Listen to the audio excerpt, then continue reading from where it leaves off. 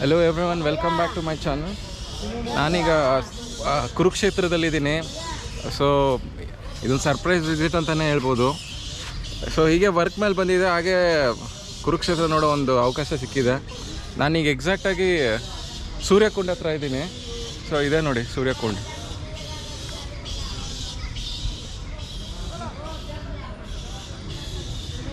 ಸೂರ್ಯಕುಂಡಲ್ಲಿ ಬಂದು ನಿಮಗೆ ಪಿಂಡದಾನ ಮಾಡೋದು ಅದೆಲ್ಲ ಇಲ್ಲಿ ಮಾಡ್ತಾರೆ. ಸೊ ಇನ್ನೊಂದಿದೆ ಬ್ರಹ್ಮ ಸರೋವರ ಅಂತ, ಅದನ್ನು ನಾನು ಮುಂದೆ ತೋರಿಸ್ತೀನಿ ನಿಮಗೆ. ಸೂರ್ಯಕುಂಡ ಎದುರುಗಡೆನೇ ನಿಮಗೆ ಲಕ್ಷ್ಮೀನಾರಾಯಣ ಟೆಂಪಲ್ ಇದೆ, ಬಂದರೆ ಅದನ್ನು ಒಂದು ವಿಸಿಟ್ ಮಾಡಿ. ಕುರುಕ್ಷೇತ್ರ ಮಹಾಭಾರತ ನಡೆದಿದ್ದು ಇಲ್ಲೇನೆ. ಕೃಷ್ಣ ಭಗವದ್ಗೀತೆಯನ್ನು ಬೋಧಿಸಿದ್ದು ಅರ್ಜುನನಿಗೆ ಇಲ್ಲೇನೆ ನೋಡಿ. ಇದೇ ಸ್ವಾಮಿನಾರಾಯಣ ಟೆಂಪಲ್ಲು, ಎಕ್ಸಾಕ್ಟ್ ಸೂರ್ಯಕುಂಡ ಎದುರುಗಡೆನೇ ಇದೆ. ಇಲ್ಲಿ ನೀವು ಒಂದು ಆಟೋ ಮಾತಾಡ್ಕೊಂಬಿಟ್ರೆ ಒಂದು 200-300 ಕೊಟ್ಟರೆ ಸಾಕು, ಫುಲ್ ನಿಮಗೆ ಒಂದು 4 ಅವರ್ಸಲ್ಲಿ ಎಲ್ಲ ವಿಸಿಟ್ ಮಾಡಿಸ್ತಾರೆ. ನೀವು ನೀಟಾಗಿ ನೋಡ್ಕೊಂಬರ್ಬೋದು ಎಲ್ಲನೂ.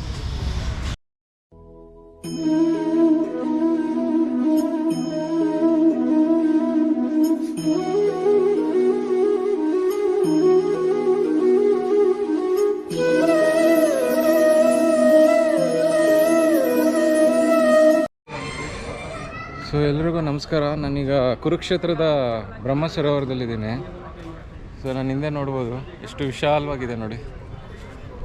Such a beautiful place, such a Holi place. So ಮನುಷ್ಯನಾಗಿ ಹುಟ್ಟಿದ ಮೇಲೆ ಜೀವನದಲ್ಲಿ ಒಂದು ಸಲಿನಾದರೂ ಇಲ್ಲಿ ಬಂದು ಎಲ್ಲರೂ ವಿಸಿಟ್ ಮಾಡಬೇಕು ಕುರುಕ್ಷೇತ್ರನ. ಸೊ ಕುರುಕ್ಷೇತ್ರ ಮಹಾಭಾರತ ಎಲ್ಲರಿಗೂ ಗೊತ್ತಿರುತ್ತೆ. ಕುರುಕ್ಷೇತ್ರ ಅಂದರೆ ನಿಮಗೆ ಮಹಾಭಾರತ ಖಂಡಿತ ಗೊತ್ತಿರುತ್ತೆ. ಸೊ ಇಲ್ಲೇ ವಾರ್ ನಡೆದಿದ್ದು. ಕುರುಕ್ಷೇತ್ರ ಅಂದರೆ ಆ ವಾರ್ ಎಲ್ರಿಗೂ ನೆನಪಿರುತ್ತೆ. ಬ್ರಹ್ಮ ಸರೋವರದಲ್ಲಿ ನೀವು ಸೋಲಾರ್ ಎಕ್ಲಿಪ್ಸ್ ಇರುತ್ತಲ್ವ, ಗ್ರಹಣ ಹಿಡ್ದಿರುತ್ತಲ್ವ, ಸೂರ್ಯಗ್ರಹಣ, ಅಂಥ ಟೈಮಲ್ಲಿ ಬಂದು ಹೋಲಿ ಟಿಪ್ ತೊಗೊಂಡ್ರೆ ನೀವು ಮಾಡಿರೋ ಪಾಪಗಳೆಲ್ಲ ಪರಿಹಾರ ಆಗುತ್ತೆ ಅಂತ ಹೇಳ್ತಾರೆ. ಸೊ ನೀವು ಖಂಡಿತ ಬಂದು ಟ್ರೈ ಮಾಡಿ. ब्रह्म सरोवर है ये। ब्रह्मा जी ने यहाँ पे यज्ञ किया था तपस्या की, और इसी जगह पे शिवलिंग की स्थापना ब्रह्मा जी ने की। तो ब्रह्मा जी ने सृष्टि की उत्पत्ति करने के लिए सबसे पहले यहाँ यज्ञ किया था, इसलिए इसका नाम है ब्रह्म सरोवर। तो यहाँ पे जब सूर्य ग्रहण लगता है तभी का स्नान का विशेष महत्व, और हर महीने की अमावस के दिन यहाँ स्नान होता है, और पितरों की शांति के लिए पिंड दान, तर्पण, श्राद्ध वगैरह यहाँ घाट पे होता है। तो ये जो जगह है वो आदिकाल से पहले से, मगर समय समय पे सब बनता रहता है, बदलता रहता है। तो ये ब्रह्मा जी का नाम से ये ब्रह्म सरोवर है। भारत जब युद्ध की समाप्ति हुई थी तो दुर्योधन जी के युद्ध से छिपकर इस सरोवर में घुस गए थे, और वे सरोवर के नीचे बैठ जाते थे। और तो पांडवों को दुर्योधन जी, as it is like Mahabharata story, it's there actually. Yeah. तो पांडवों को मिल नहीं रहे थे। फिर पांडवों को जब उन्होंने गुप्तचरों ने बताया कि दुर्योधन जी नीचे बैठे हुए हैं, तो फिर युधिष्ठिर जी को आता था इसका मंत्र का तोड़ आता था। तब उन्होंने आके इधर मंत्र जो भी उच्चारण किया, तो फिर दुर्योधन जी को नीचे पानी से निकाला। तब फिर इसी के आसपास उनका लास्ट युद्ध हुआ था। ये हिस्ट्री है इसका। और ब्रह्म सरोवर का अर्थ है एज पर कि मोक्ष की प्राप्ति। ये है इसका। ಇದು ಬಂದು ಕೌರವರು ಮತ್ತು ಪಾಂಡವರ ಟೆಂಪಲ್ಲು. ಸೊ ಅಲ್ಲಿಂದ ನಿಮಗೆ ಬ್ರಹ್ಮ ಸರೋವರದಿಂದ ಒಂದು 1/2 ಕಿಲೋಮೀಟರ್ ಆಗುತ್ತೆ. ಸೊ ನೋಡೋಣ ಬನ್ನಿ ಒಳಗಡೆ.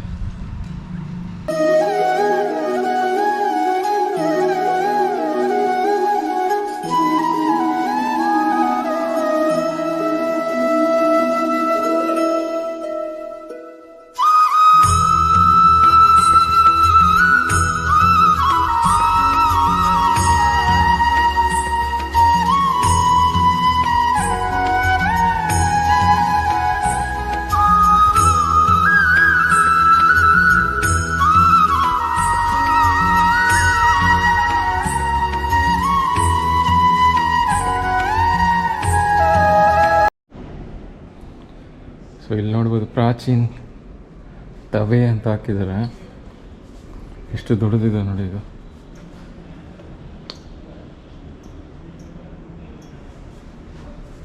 ಸೊ ಇದನ್ನೆಲ್ಲ ನೋಡ್ತಿದ್ರೆ ನಿಮ್ಗೆ ಏನು ಅನಿಸುತ್ತೆ? ಮಹಾಭಾರತ ನಡೆದಿರುತ್ತಾ ಇಲ್ವಾ ಅನಿಸುತ್ತೆ ಸ್ಟೋರಿ.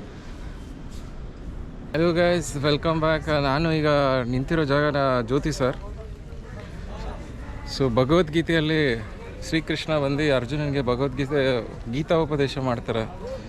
ಸೊ ಆ ಜಾಗದಲ್ಲೇ ಇದ್ದೀನಿ ಈಗ. ನಾವು ನೋಡ್ಬೋದು ನೀವು ಹಿಂದೆಗಡೆ ಕುರುಕ್ಷೇತ್ರ ಯುದ್ಧದ ಸಮಯದಲ್ಲಿ ಕೃಷ್ಣರು ಅರ್ಜುನನಿಗೆ ಇಲ್ಲಿ ಗೀತೋಪದೇಶವನ್ನು ಮಾಡಿರ್ತಾರೆ. ಸೊ ಆಗ ಇಲ್ಲಿ ನೋಡ್ಬೋದು ತನ್ನ ವಿಶ್ವರೂಪನ ತೋರಿಸಿರ್ತಾರೆ. ಸೊ ಅದಕ್ಕೊಂದು ಸ್ಮಾರಕ ಮಾಡಿದ್ದಾರೆ ನೋಡಿ, ವಿಶ್ವರೂಪ ಸ್ಮಾರಕ. ಹಲೋ ಫ್ರೆಂಡ್ಸ್, ನಾನೀಗ ನಿಂತಿರೋ ಜಾಗ ಎಕ್ಸಾಕ್ಟ್ ಜಾಗ ನೋಡಿ. ಇಲ್ಲಿ ಹಿಂದೆ ಆಲದ ಮರ ಕಾಣ್ತಾ ಇದೆಯಾ, ಇದೇ ಜಾಗದಲ್ಲಿ ಶ್ರೀಕೃಷ್ಣ ಪರಮಾತ್ಮರು ಅರ್ಜುನನಿಗೆ ಗೀತೋಪದೇಶ ಮಾಡಿರ್ತಾರೆ.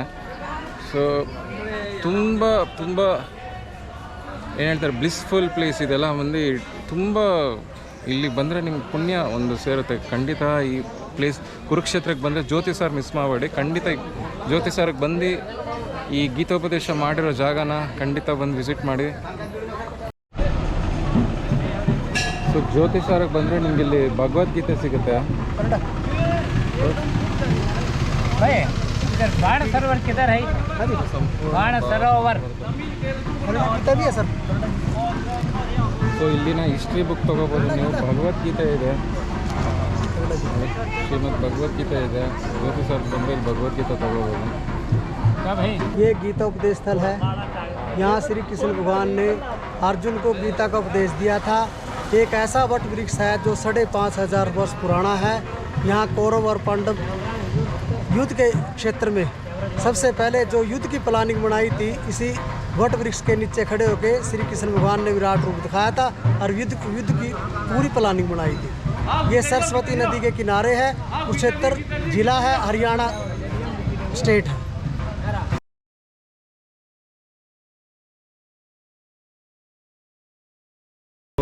वेलकम टू भीष्म कुंड. तो अभी जहाँ पर हम लोग हैं उसके बारे में मैं थोड़ा बताने जा रहा हूँ. ये जो एक्चुअली आप मेरे पीछे जगह देख रहे हैं, भीष्म पितामह का मंदिर बना हुआ है यहाँ पर. भीष्म पितामह नॉर्मली कौन थे? कौरव के और पांडवों के जो पितामह थे, यानी कि उनके पिताजी के ताऊ जी, उनका नाम था भीष्म पितामह. कहने को उनको इच्छा मृत्यु का वरदान था, उनके पिता शांतनु ने उन्हें दिया था. लेकिन वो गंगा पुत्र थे, गंगा माता के पुत्र थे. तो उनको इच्छा मृत्यु का वरदान था. जो महाभारत युद्ध हुआ 18 दिन चला, उसमें उन्होंने कौरवों की तरफ से युद्ध लड़ा. तो कौरवों के समूह में जब 10वां दिन आया, उनके सामने रथ पर स्त्री आ गई, यानी कि माता अम्बा जो थी, जिन्होंने प्रण लिया था कि मैं भीष्म की मृत्यु का कारण बनना चाहती हूँ, वो शिखंडी के रूप में दोबारा पैदा हुई. वो यहाँ पर 10वें दिन अर्जुन के रथ पर आई. अर्जुन के रथ के सारथी थे भगवान श्री कृष्ण. तो जब भीष्म पितामह ने देखा कि 10वां दिन युद्ध का शिखंडी नहीं आ गई हैं, तो उन्होंने अपने शस्त्र त्याग दिए. तो शस्त्र त्याग दिए, क्योंकि युद्ध का ये नियम होता है, जब लेडीज़ आ जाएंगी सामने, स्त्री आ जाएगी, तो शस्त्र त्याग दिए जाते हैं. तो माता शिखंडी, जो माता अम्बा बोलते हैं वैसे हम नॉर्मली उनको, जो शिखंडी नहीं थी, उन्होंने एक तीर मारा. उससे तीर से पितामह घायल हो गए. टोटल गिनती के 1000 तीर पितामह को लगे थे. उनमें से एक तीर शिखंडिनी ने मारा, बाकी जितने भी तीर थे वो अर्जुन ने मारे. उससे वो भी तीर ऐसे लगे जाकर कि वो ना तो खड़े रह पाते, ना पूरे अच्छे से गिर पाते. तो वो बीच में रह गए, धरती और आकाश के बीच में बाणों की शैया पर रह गए. ऐसे तो ये तो थी, वैसे तो इच्छा मृत्यु का वरदान था. लेकिन एक समय ऐसा था कि 101 बार जन्म हुआ था पितामह का. उसमें 73rd बर्थ, यानी कि 73वां जन्म. उसमें जंगल सवारी पर जा रहे थे पितामह, उनके सामने एक सांप आ गया था. तो पितामह ने एक तीर लिया, सांप को उठाया और उसको झाड़ियों में फेंक दिया. तो जो पितामह ने किया वो तो कर्म था पितामह का. और जो जितने कांटे उसको मिले, सांप को मिले, वो फल था उसका. जितने कांटे सांप को मिले, उतने ही तीर पितामह के शरीर को मिले. तो इसीलिए, वैसे तो इच्छा मृत्यु वरदान था, लेकिन इसीलिए उनको ये ऐसी बाणों की शैया मिली. और दूसरी बात ये कि इस सरोवर पर जो पितामह थे, उनको जब प्यास लगी, कौरवों ने उनको ठंडा पानी पूछा, पितामह पानी पीजिए, लेकिन पितामह ने मना कर दिया. तो अर्जुन की तरफ देखे, अर्जुन समझ गए कि एक तो गंगा पुत्र भीष्म में अपनी माता की इच्छा है, उनको दर्शन करने की माता की तो इच्छा थी. तो अर्जुन ने क्या किया, एक तीर निकाला, तीर को पूजा किया और उसको धरती में मारा. और धरती से क्या हुआ, जल उत्पन्न हुआ. जल का अर्थात यानी कि माता गंगा उत्पन्न हुई. तो माता गंगा जो जल के रूप में उत्पन्न हुई, उन्होंने पानी, जो प्यास लगी थी पितामह को, वो बुझाई. और 1 महीना 26 दिन, यानी टोटल 56 डेज पितामह उन बाणों की शैया पर थे. और जिस दिन वो मतलब पूरा अपनी देह त्याग दी, एक्सपायर हुए, उस दिन था उत्तरायण, यानी कि नॉर्मली मकर संक्रांति बोलते हैं जिसको हम. तो कि एक तो भीष्म कुंड इसीलिए बना कि भीष्म पितामह की पूजा के लिए, और दूसरा बाण मार के गंगा निकाला. तो ऐसे नाम स्पष्ट होता है भीष्म कुंड, बाण गंगा इस जगह का. तो ऐसे ये सब कहानी थी भीष्म कुंड की. धन्यवाद.